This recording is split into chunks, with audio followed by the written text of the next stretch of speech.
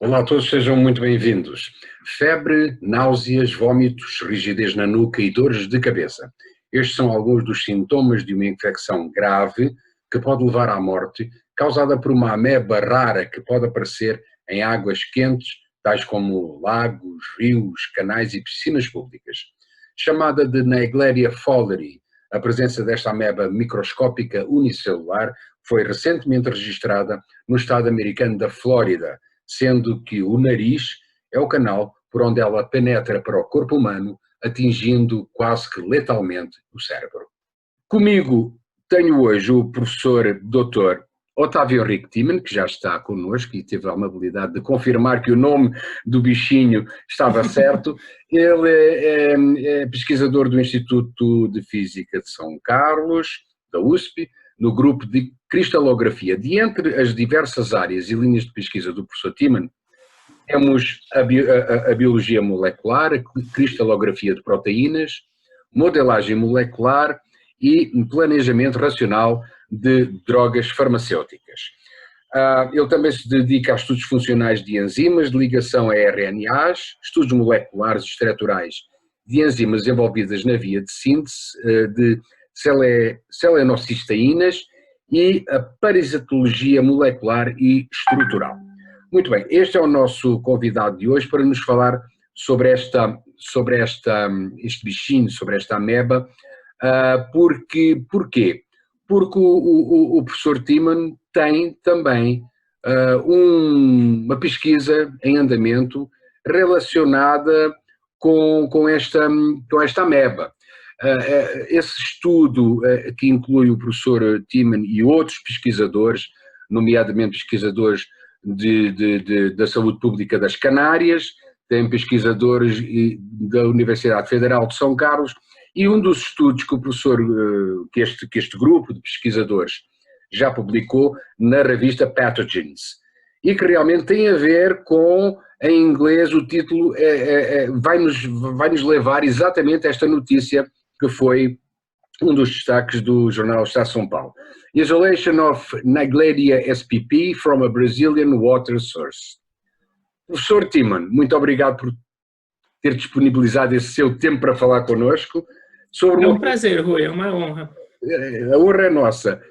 Por favor, explique agora já com informações mais precisas do que é que se trata esta ameba. Eu fiz apenas um resumo muito superficial, mas eu queria que o senhor me explicasse de facto o que é esta ameba, quais as suas consequências, para depois fazermos a transição para aquilo que o senhor está a fazer no Instituto de Física de São Carlos, obviamente conjugado com os seus pesquisadores colaboradores.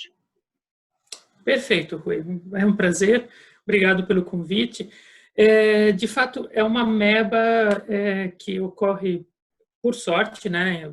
Ainda bem, as infecções são raras e é uma ameba que não ocorre com muita frequência, que a gente saiba no ambiente. Os casos divulgados, diagnosticados, não são muito frequentes. Talvez pela dificuldade de diagnóstico.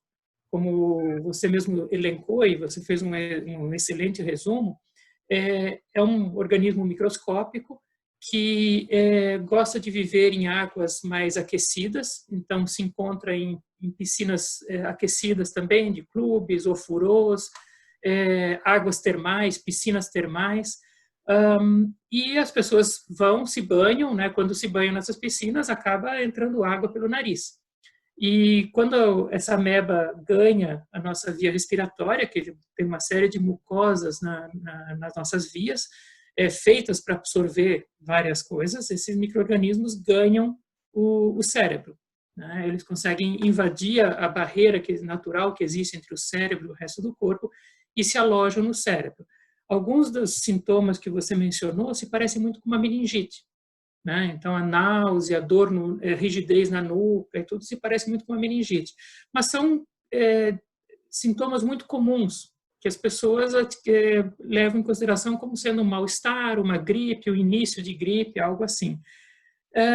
Quando se realmente consegue fazer um diagnóstico mais preciso dessa ameba, já é muito tarde e vem o sucesso do óbito e a pessoa vem a falecer. Por isso que esses índices tão altos de mortalidade. Além do fato de não existir nenhum fármaco desenvolvido, nenhum remédio para combater essa patogenia. São usados alguns antifúngicos para tentar combater quando o diagnóstico é feito mais rápido, mas na realidade, como é uma doença um pouco mais rara, né, pelo menos assim em números que a gente conhece, que são diagnosticados e divulgados, então não existe uma grande iniciativa para se desenvolver um fármaco eficiente contra essa patogenia. Professor Otávio, em que zonas do mundo é mais propício encontrar essa ameba? Olha, ela é encontrada em praticamente todos os lugares do mundo, né, exceto a Antártica, né, e regiões extremamente frias, mas se nós considerarmos que ela vive em piscinas aquecidas, você tem dados relatados em países bem frios, em países nórdicos, que têm piscinas aquecidas dentro de casa, e essa água fica circulando com frequência no mesmo ambiente. Então, se eventualmente essa água não for bem clorada, não for bem tratada e tiver uma pequena contaminação, essa ameba vai progredir nessas águas. Então, geralmente, assim, piscinas particulares, é um pouco mais raro de acontecer a contaminação, mas piscinas públicas aquecidas, aí já é um pouco mais frequente, tem sido relatado. Então, tem vários relatos no Irã, Egito, Alemanha, Inglaterra, Estados Unidos tem vários relatos, né? Na região do Texas, Flórida, mas até mesmo nos estados mais frios também tem relatos. Né? E no Brasil? No Brasil tem alguns relatos antigos de neglérias, algumas espécies, que a negléria que você mencionou, a negléria fowleri, é a patogênica. Existem várias neglérias, né, no ambiente, nós chamamos elas geralmente pela sigla FLA, de Free Living Amoebas, amebas de vida livre. Existem várias do gênero Negléria no ambiente, a fowleri é patogênica, tem algumas outras espécies patogênicas que foram identificadas. No Brasil, nós temos alguns relatos na década de 80, encontrado em bebedouros de escola, em uma piscina aquecida, relatos muito esporádicos, muito vagos, e feitos na época mais por microscopia, por análise de microscopia. Né? Então, no Brasil, nós temos, como um país tropical, como você mesmo mencionou, né, de clima mais aquecido, águas mais aquecidas, nós temos várias piscinas públicas, nós sentimos uma falta muito grande de ter uma ideia do que existe na microflora, o que tem nas nossas águas em relação a essas amebas, tanto as de vida livre quanto as patogênicas. Né? Tudo isso, todas essas considerações que o professor Timon acaba de nos passar, vão ao encontro do estudo que o senhor faz parte e com os outros pesquisadores parceiros. Por favor, me explica um pouco como é que partiu esse estudo. Bem, esse estudo parte, obviamente, da situação da própria ameba, da sua existência, mesmo que em pouca quantidade, mas ela existe e é uma ameaça, com certeza que partiu daí, mas eu gostaria que o senhor me pudesse explicar como é que partiu esse seu estudo, essa sua pesquisa, quais foram os trâmites que foram já alcançados e em que estágio é que está esse estudo. Perfeito, Rui. A pesquisa começou, uma coisa leva a outra, geralmente, em pesquisa. Né? Então, eu trabalhei, como você mencionou no início, eu trabalho muito com outros parasitas. E eu estava muito interessado em parasitas um pouco mais antigos, um pouco mais simples. Então, nós começamos no laboratório a olhar para a bioquímica de amebas e Negléria fowleri era uma ameba interessante, né?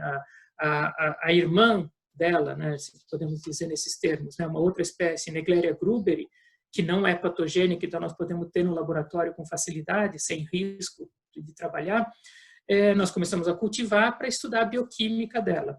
E quando estavam trabalhando, né, na investigação da bioquímica dessa Negléria gruberi, nos interessamos pelo fato de que na literatura não existia quase só esses poucos relatos que eu mencionei para você do que existe de negléria, de amebas no Brasil.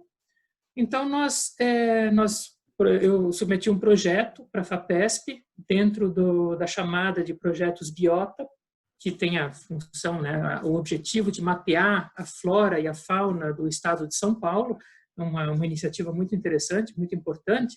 Nós submetemos um projeto com a proposta, um projeto piloto, para ver primeiro aplicar as técnicas, desenvolver as técnicas de diagnóstico, de reconhecimento do que tem no ambiente, que não é tão fácil assim.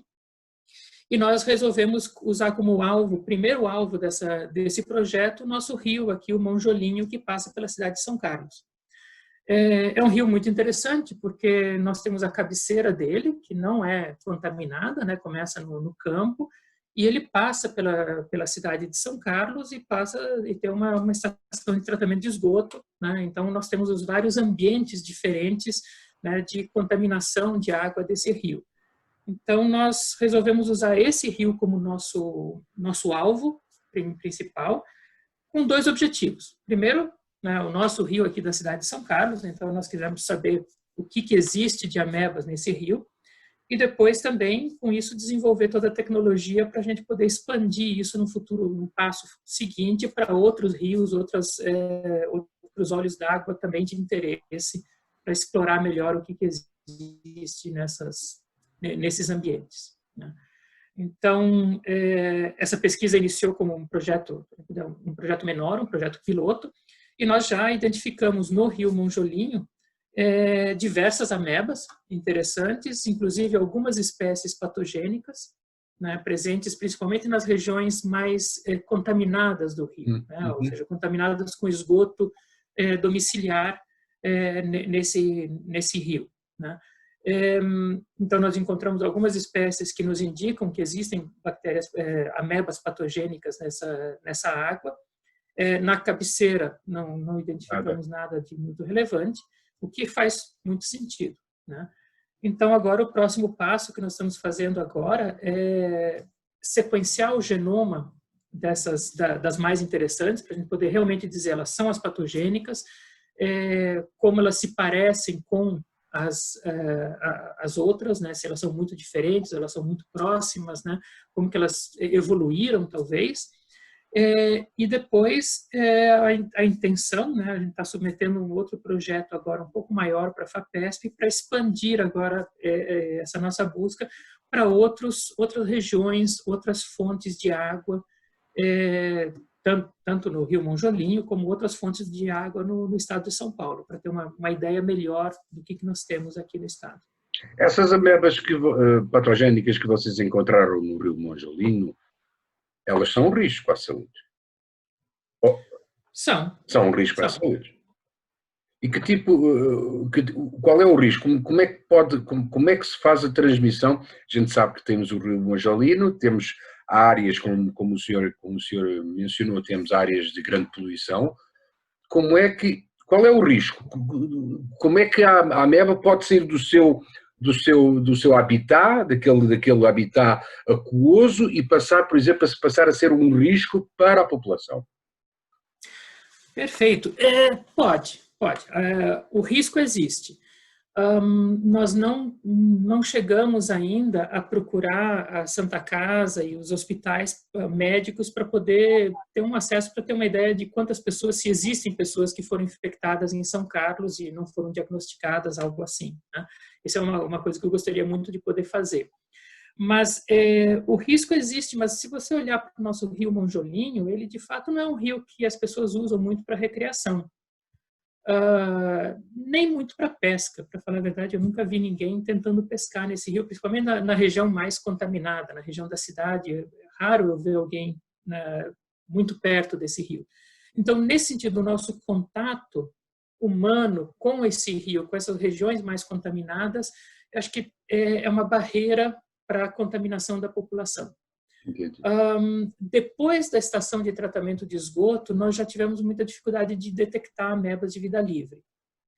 Detectamos algumas, mas ainda não detectamos se elas são patogênicas ou não. Então, é possível que, do ponto de despejo de esgoto até depois da estação de tratamento de esgoto, essas amebas vão se diluindo e acabam se perdendo nesse rio. Mas o risco realmente existe se as pessoas forem levadas ao contato, né? Uma característica que preocupa bastante dessas amebas é que elas, como são de vida livre, elas têm que enfrentar naturalmente, elas evoluíram para poder ter ferramentas de enfrentamento do ambiente delas. Então, elas têm uma forma que se chama de cisto, que é uma forma de resistência.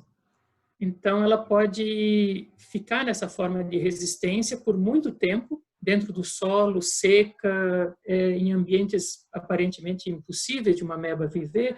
Elas ficam naquele ambiente e quando volta a ter um ambiente favorável, ela volta à sua forma de ameba. E essa é a parte que me preocupa mais, né? Das pessoas terem contato indireto com areia, com cistos, com outros materiais e eventualmente levarem isso para dentro de casa, para dentro de sua piscina, para dentro de um clube, alguma coisa assim. Porque isso pode não ser uma realidade em São Carlos, em que a população não tem esse contato direto com o Monjalino, mas pode acontecer em outras águas, em outros locais e fazer essa mesma contaminação, como o senhor acabou de afirmar. Agora é assim, não há prevenção, não há tratamento, por enquanto. Não há tratamento. A prevenção seria em ambientes de água aquecida, como clubes e resorts, coisas assim, de fazer um tratamento mais rigoroso da água, né? Que a população não gosta porque aquela água com aquele cheiro de cloro forte é desagradável, né, para a recreação. Mas é o único tratamento que se conhece, é fazer um tratamento mais rigoroso da água. Por ozônio não daria? Por ozônio, eu acredito que seria extremamente caro fazer isso, né? Numa piscina inteira, né? Tratar com ozônio que depois volatiliza e pode, né, voltar à contaminação, não permanece por muito tempo, né? O que me preocupa mais do que as piscinas públicas, as piscinas de clubes, são os ambientes, os balneários de água aquecida, de águas termais, naturalmente aquecidas, né? As lagoas, que no interior do estado de São Paulo, né, se usa bastante para recreação. Não temos muitas lagoas de águas aquecidas, não temos muito vulcanismo aqui no estado de São Paulo, né? Mas no centro-oeste isso é bastante comum. Mas mesmo alguns relatos, vários artigos, ainda mais da Europa e do Oriente Médio, relataram a presença de amebas patogênicas em cachoeiras, em água coletada de cachoeiras. Então, não é necessariamente água aquecida. Água ambiente, a temperatura ambiente, até de regiões relativamente frias, que passam por um período bastante frio, essa ameba consegue sobreviver lá dentro. Então, é claro que... Exatamente. Então, é claro que o risco para a população não é só da presença daquela ameba dentro da água, também a dose que aquela ameba está, né? Não é que você tem um contato com um cisto que vai ter a doença. Existe uma taxa de infecção necessária para se estabelecer uma doença.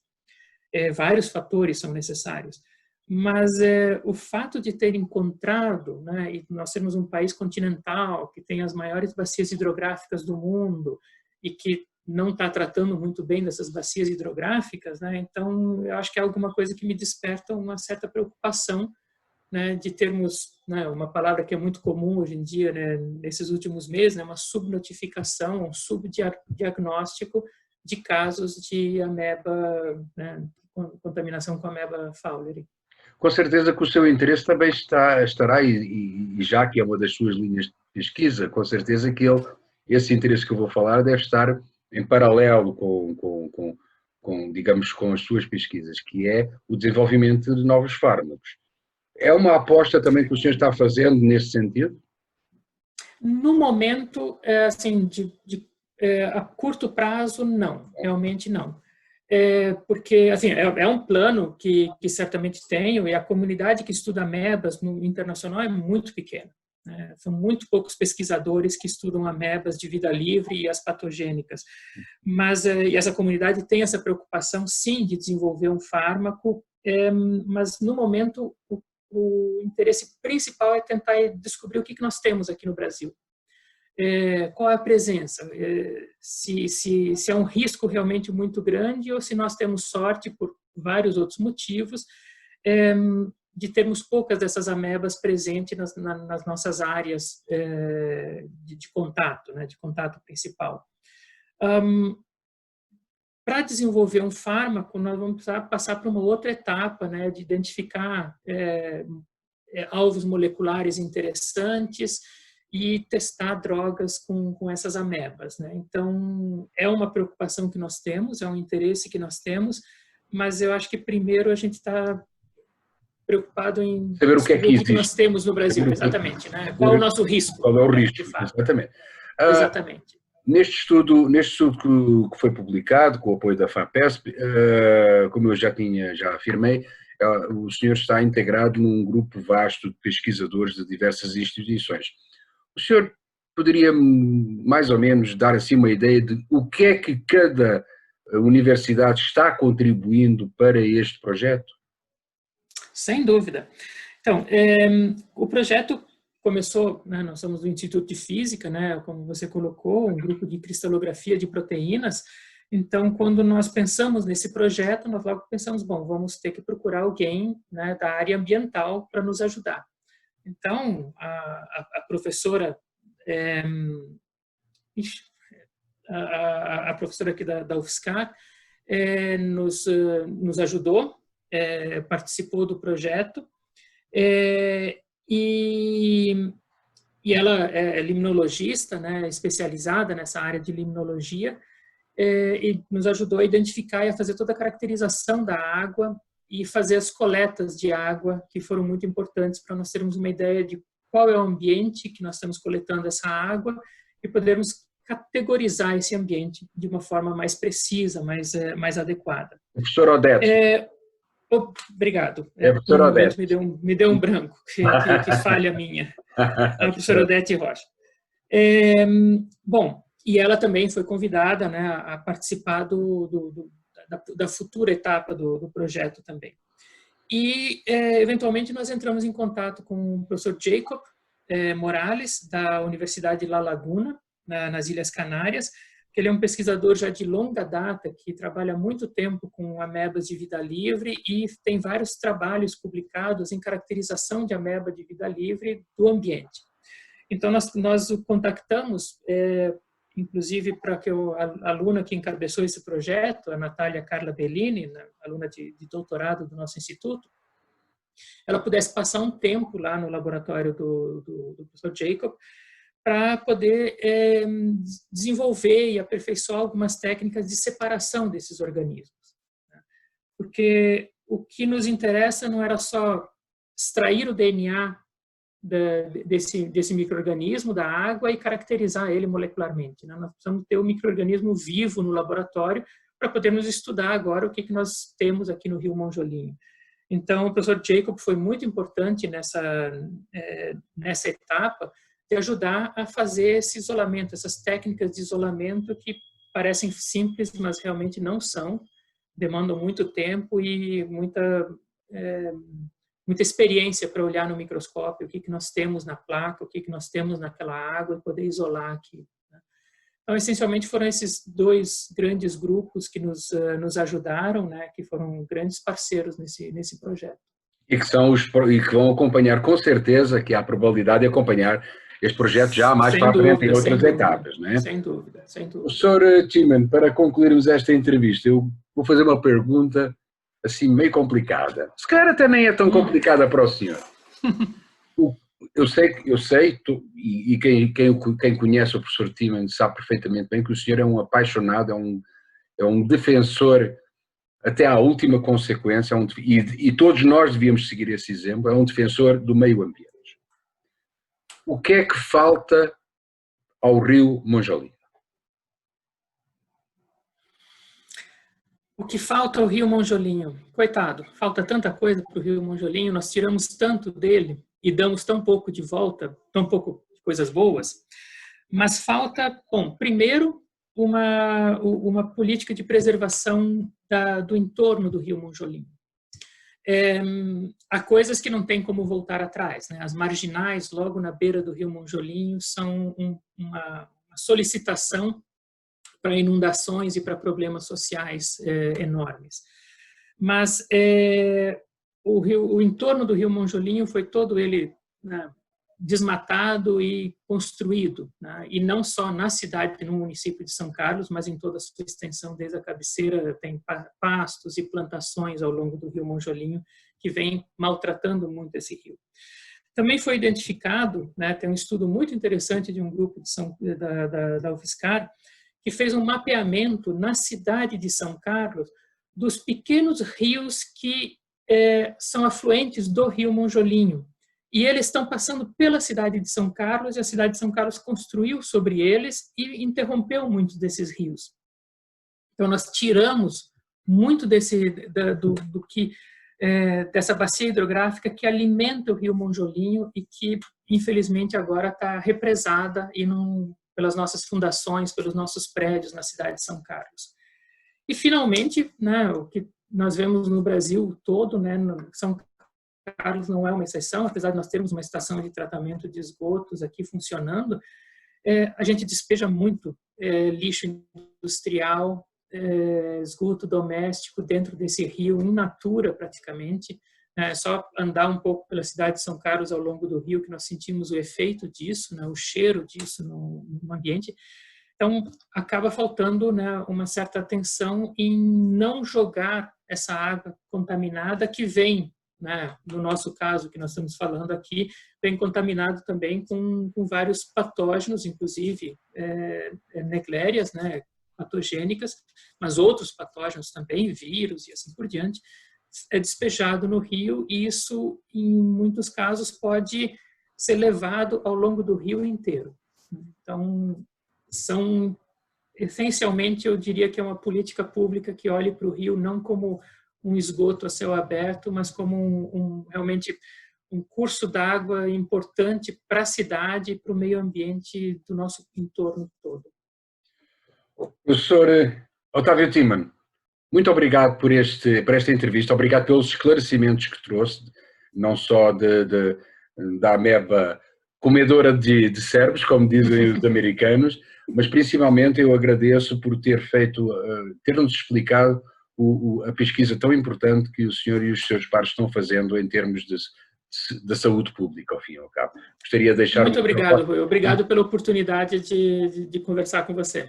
Foi um prazer. Obrigado. Foi um prazer. Um grande abraço. Muito obrigado.